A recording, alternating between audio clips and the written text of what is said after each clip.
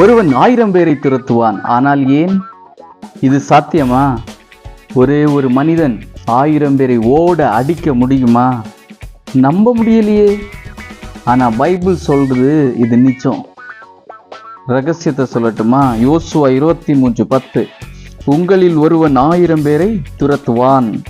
உங்கள் தேவனாகிய கர்த்தர் உங்களுக்கு சொன்னபடி அவர் தாமே உங்களுக்காக யுத்தம் பண்ணுவார். ஒருக்காக சொல்றேன், கடைசியை பாருங்க. உங்களுக்கு சொன்னபடி அவர் தாமே உங்களுக்காக யுத்தம் பண்ணுவார். சிலுவையில் ஒரே ஒரு போராட்டத்தில் இயேசு பாவத்தை தோற்கடித்து ஜெயத்தை பெற்றார். 1 யோவான் 3:8. பிசாசின் கிரியைகளை அழிக்கும்படிக்கே தேவகுமாரன் வெளிப்பட்டார்.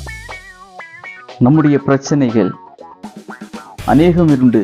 ஆனா அது எதையுமே நாம தனியாக போராட வேண்டாம்.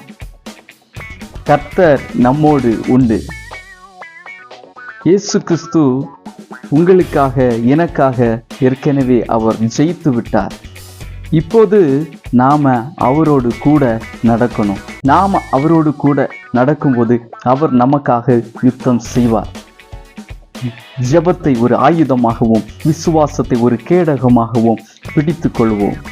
கர்த்தர் உங்களை ஆசீர்வதிப்பாராக. ஆமென். இந்த வசனத்தை நீங்க முதலா கேட்குறீங்கன்னா கமெண்ட்ல ஒரு தம்ஸ் அப் போட்டுட்டு போங்க. இந்த வீடியோ உங்களுக்கு பிடிச்சிருந்தா இந்த சேனலை சப்ஸ்கிரைப் பண்ணுங்க, சப்போர்ட் பண்ணுங்க, பெல் பட்டனை கிளிக் பண்ணுங்க.